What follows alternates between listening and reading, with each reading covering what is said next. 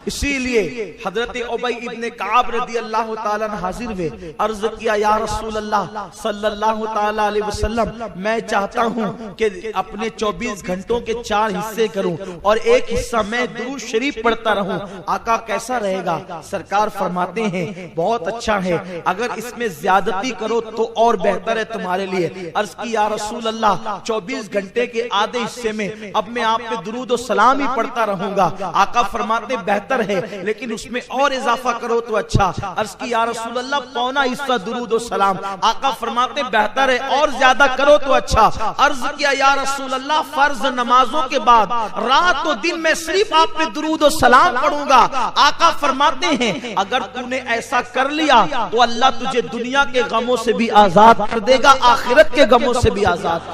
سبحان اللہ سبحان اللہ سبحان اللہ، کیا بات ہے۔ درود شریف پڑھنے کی عادت ڈالتا، اور جب آقا کریم صلی اللہ علیہ وسلم کا نام آئے تو بلند آواز سے صلی اللہ علیہ وسلم کہہ لینا یہ واجب ہے، کیونکہ آقا فرماتے ہیں سب سے بڑا بخیل وہ ہے جس کے سامنے میرا نام لیا جائے اور وہ مجھ پہ درود نہ پڑھے۔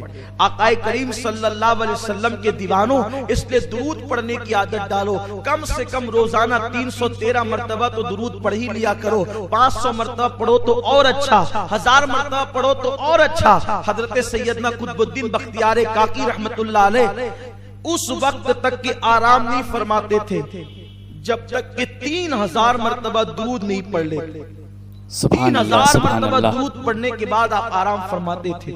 درود شریف کی بڑی برکتیں، آقا کریم صلی اللہ علیہ وسلم فرماتے ہیں کہ اگر بندہ دعا کرے اور درود نہ پڑھے تو اس کی لٹکتی رہتی ہے زمین اور آسمان کے درمیان، لیکن اگر کوئی درود پڑھ لے اور درود پڑھنے کے بعد دعا کرے تو اللہ اس کی دعا کو ضرور قبول فرماتا ہے۔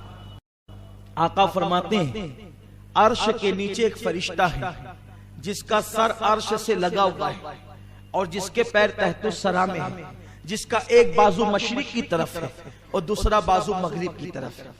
یہ حدیث میں وہ پڑھ رہا ہوں آپ کے سامنے آج جو میں نے اپنی زندگی میں سب سے پہلا بیان کیا تھا تو یہی بیان کیا تھا۔ اس وقت میری عمر 10-11 سال کی رہی ہوگی، میری زندگی کا پہلا بیان یہی ہے اور اس میں یہی میں نے روایت پڑھی تھی، مجھے آج بھی یاد ہے، وہ پورا بیان بھی آج بھی یاد ہے، پورا نہیں سناؤں گا، یہ حدیث اس میں سے سنا رہا ہوں۔ عرش کے نیچے اس کا سر ہے فرشتے کا اور تحت الثری میں اس کا پیر ہے، اس کا ایک بازو مشرق کی طرف ہے اور اس کا دوسرا بازو مغرب کی طرف ہے۔ جب کوئی بندہ مومن آقا پر محبت کے ساتھ درود پڑھتا ہے تو اللہ اس فرشتے کو حکم دیتا ہے کہ وہ نور کی دریا میں گوتا لگائے، تو فرشتہ نور کے دریا میں گوتا لگاتا ہے اور باہر آنے کے بعد وہ اپنے پروں کو جھاڑنے لگتا ہے۔ بتائیں اگر کبوتر اپنے پروں کو دریا میں ڈوب کر جھاڑے تو کتنے قطرے گن سکتے ہیں؟ نہیں گن سکتے۔ اگر مور دریا میں ڈوب کر اپنے پروں کو جھاڑے تو کتنے قطرے گن سکتے ہیں؟ نہیں گن سکتے۔ یار پر والوں کو تو جانے دیجئے، انسان اگر خود غسل کر کے اپنے سر کے بالوں کو اگر یوں جھاڑے تو کتنے قطرے گرے اس کا اندازہ نہیں ہو سکتا۔ تو وہ فرشتہ جس کا ایک بازو مشرق میں ہے، یعنی اس کے پر ایک طرف مشرق میں ہے، دوسرا بازو مغرب میں ہے، اس کا سر زیر عرش ہے، اس کے پیر تحت الثری میں ہے، جب کوئی بندہ مومن درود پڑھتا ہے تو وہ نور کے دریا میں غوطہ لگاتا ہے اور باہر نکل کر وہ اپنے پروں کو جھاڑتا ہے۔ سوچو کس قدر اس کے قطرے گرتے ہوں گے۔ میرے آقا غیب دا نبی فرماتے ہیں اس کے پروں سے جتنے نور کے قطرے گرتے ہیں، ہر قطرے سے اللہ فرشتے کو پیدا فرماتا ہے، اور جتنے ہزاروں لاکھوں کروڑوں فرشتے پیدا ہوتے ہیں وہ سب کے سب قیامت تک کے لیے اس کا نام لے کر مغفرت کی دعا کرتے ہیں جس کے درود سے وہ پیدا ہوئے۔ سبحان اللہ سبحان اللہ، کیا برکتیں درود شریف کی۔ سبحان اللہ دوستو، واقعی میں درود شریف کی بہت ساری برکتیں ہیں، اور آپ کو اس ویڈیو کو دیکھنے کے بعد آپ کا بھی ایمان تازہ ہو گیا ہوگا اور آپ کو بھی یہ ویڈیو بہت پسند آئی ہوگی۔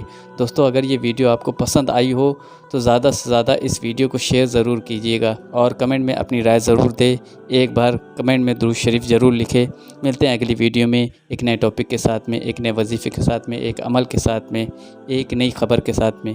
ہمارے چینل کو ضرور سبسکرائب کر لے۔ ملتے ہیں اگلی ویڈیو میں۔ السلام علیکم ورحمۃ اللہ تعالی وبرکاتہ۔